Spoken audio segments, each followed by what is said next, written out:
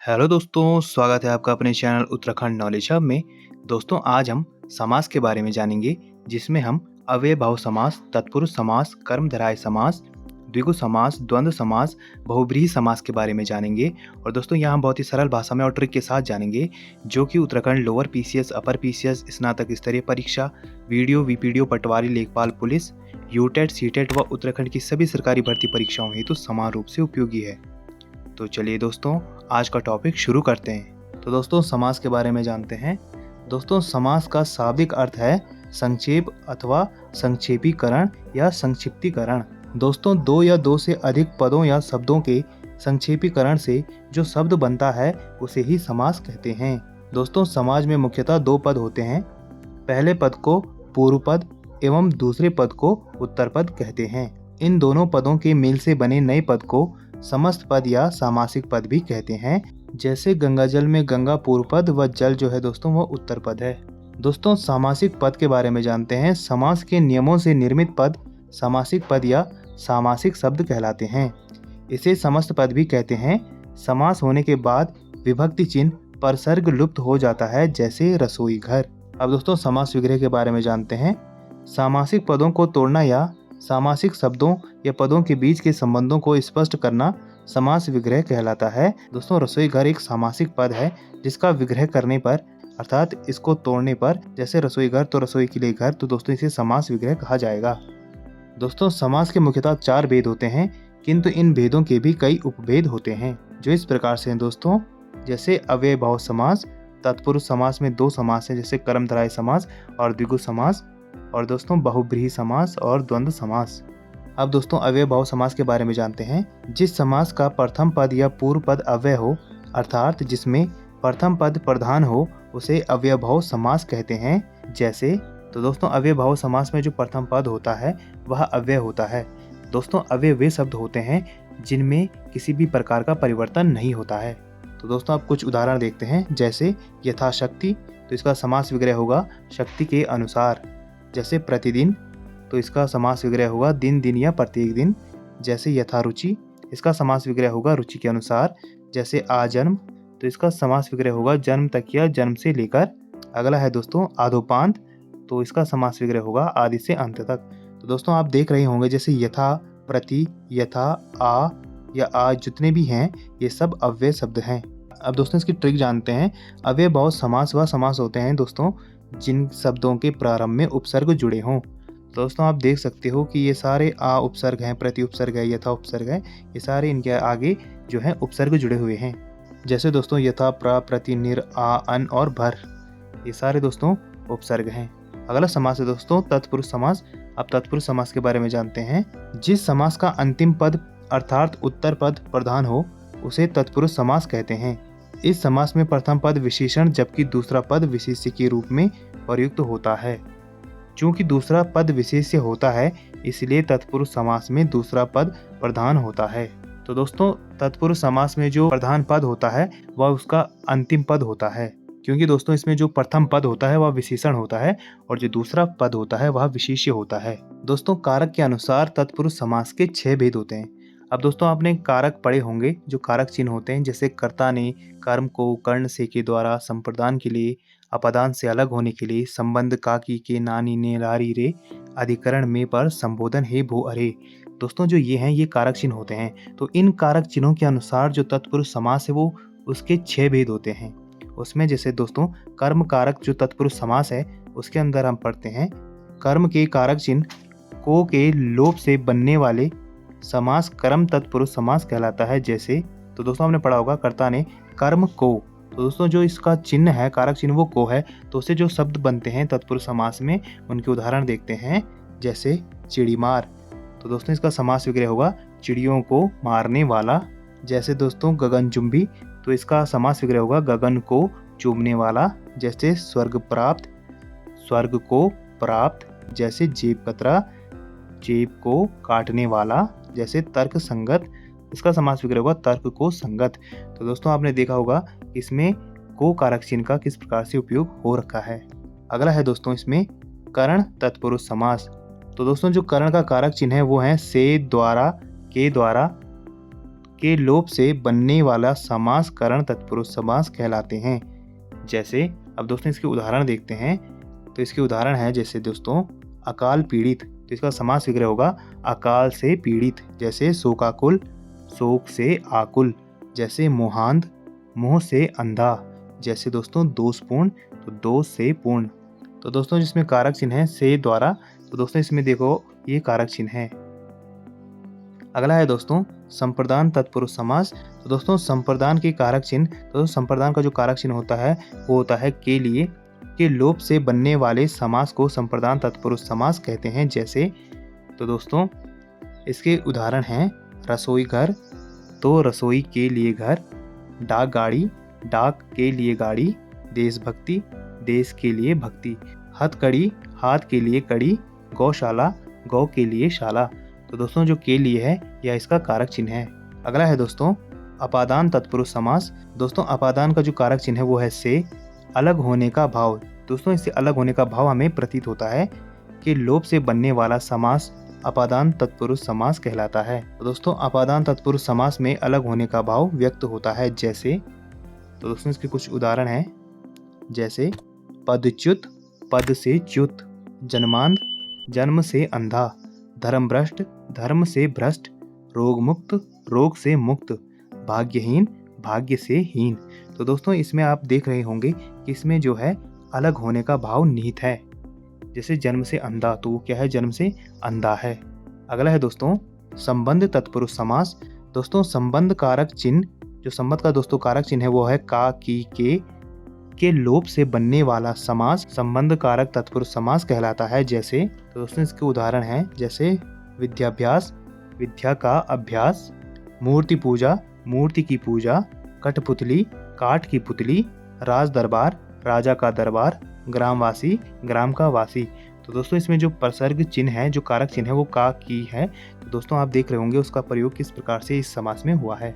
दोस्तों यह संबंध बताता है। जैसे मूर्ति पूजा, किसकी पूजा, मूर्ति की पूजा। तो दोस्तों इससे इस प्रकार हमने संबंध तत्पुरुष समास के बारे में जाना। अब दोस्तों हम जानते हैं अधिकरण तत्पुरुष समास के बारे में।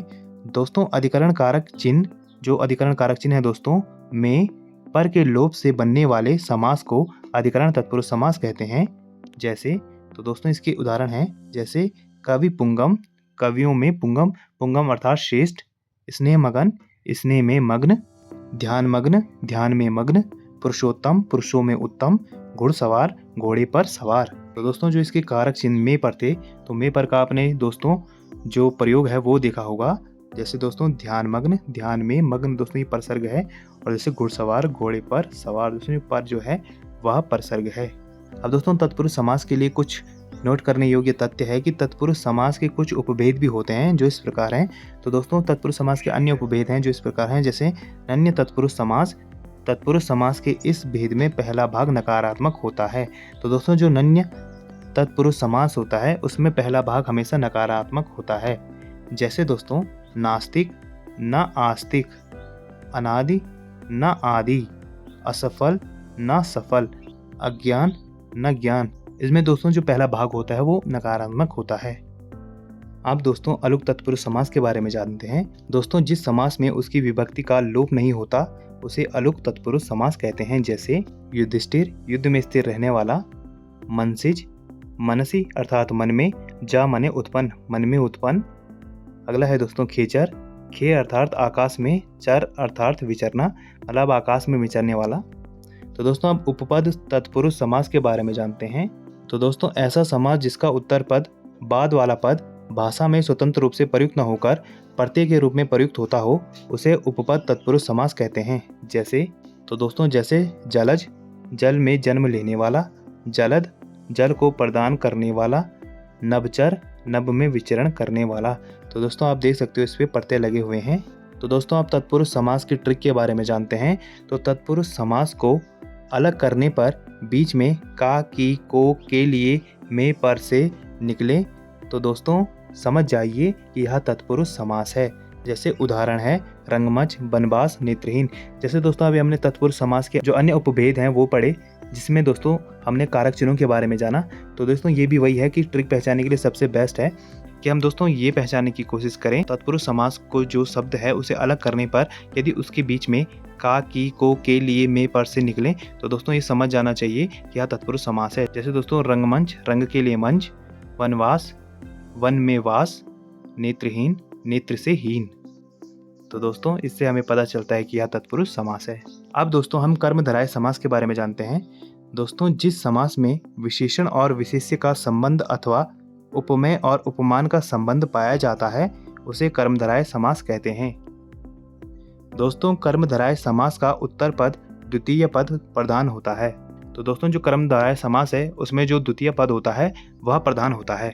दोस्तों इसमें विशेषण और विशेष्य, उपमेय और उपमान आगे या पीछे कहीं भी आ सकता है। जैसे तो दोस्तों इसके उदाहरण हैं नील गाय, नीली है जो गाय, पीतांबर, पीत है जो अंबर, महापुरुष, महान है जो पुरुष, परमात्मा, परम है जो आत्मा, महासागर, महान है जो सागर। तो दोस्तों यह इसके उदाहरण थे। अब दोस्तों हम कर्मधारय समास की ट्रिक के बारे में जानते हैं। तो दोस्तों इसकी ट्रिक है शब्द के दूसरे पद की विशेषता बताई जाती है।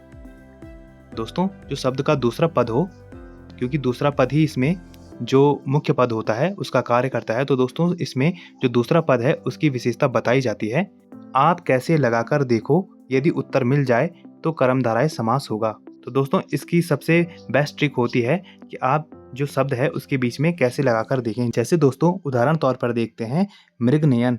दोस्तों दूसरा पद है नयन, अब कैसे लगाकर देखो। तो दोस्तों इसमें पहला पद है मृग और दूसरा पद है नयन। तो दोस्तों अब हम इसमें कैसे लगाकर देखेंगे। तो दोस्तों नयन कैसे हैं, मृग के समान हैं। तो दोस्तों कर्मधारय समास को आप इस तरीके से भी जान सकते हो कि इसमें विशेषकर तुलना की जाती है। तो दोस्तों जब हम तुलना करते हैं तो बीच में कैसे लगाते हैं। तो दोस्तों अगर कैसे लगा के आपको उत्तर मिल जाता है तो इसका अर्थ है कि यह कर्मधारय समास है। जैसे कि दोस्तों ऊपर भी आपने उदाहरण देखे हैं नील गाय, गाय कैसी है, नीली है। जैसे दोस्तों पीतांबर, अंबर कैसा है, पीत है अर्थात पीला है। जैसे दोस्तों महापुरुष, पुरुष कैसा है, महा है यानी महान है। अब दोस्तों हम द्वंद्व समास के बारे में जानते हैं। द्वंद्व का अर्थ है जोड़ा या युग्म। जिस समास के दोनों पद प्रथम और द्वितीय प्रधान होते हैं तथा जिसमें समुच्चय बोधक अव्यय का लोप कर दिया जाता है उसे द्वंद्व समास कहते हैं। द्वंद्व समास का विग्रह करने पर इनके दो पदों के बीच में और, या, अथवा, तथा शब्द लगता है। इसके अधिकांश उदाहरण में योजक चिन्ह लगा होता है। तो दोस्तों जो द्वंद्व समास होता है उनसे समुच्चय बोधक जो अव्यय होते हैं उनका लोप कर दिया जाता है। और दोस्तों इस समास का विग्रह करने पर ये दो पदों के बीच में दोस्तों और, या, अथवा, तथा ये शब्द लगे होते हैं। और दोस्तों याद रखने योग्य बात यह है कि इसमें अधिकांश उदाहरणों में योजक चिन्ह लगा होता है। अब दोस्तों इसके उदाहरण देखते हैं।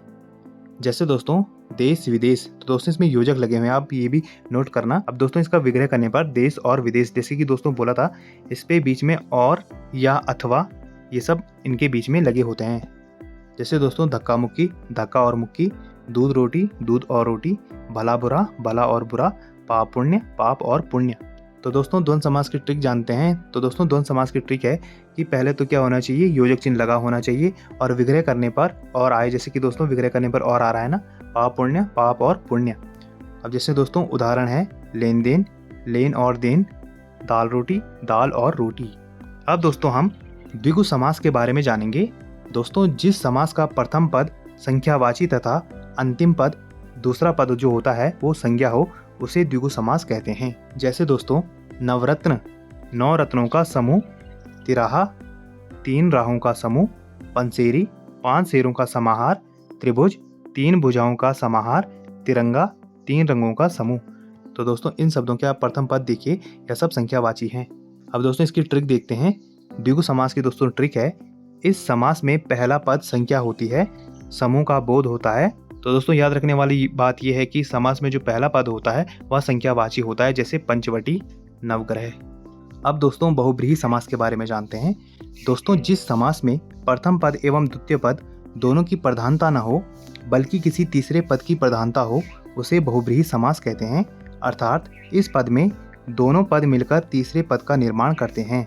दोस्तों बहुव्रीहि समास में ये होता है कि जो दो पद दिए गए हों वो दोनों पद किसी तीसरे पद की बात करते हैं। जैसे दोस्तों लंबोदर, लंबा है उदर जिसका, अर्थात गणेश। लंबोदर का अर्थ है लंबा है उदर जिसका। तो दोस्तों ये बात कही गई है गणेश जी के लिए। अगला है दोस्तों वज्रपाणी। वज्र है पाणी अर्थात वज्र है हाथ में जिसके, तो वो है दोस्तों इंद्र। अगला है दोस्तों चतुर्भुज। 4 भुजाएं हैं जिसकी, तो दोस्तों वह है भगवान विष्णु। अगला है दोस्तों कमल नयन। कमल के समान है नयन जिसके, तो अर्थात विष्णु। अगला है दोस्तों दशानन। 10 हैं आनन या मुख जिसके, अर्थात रावण।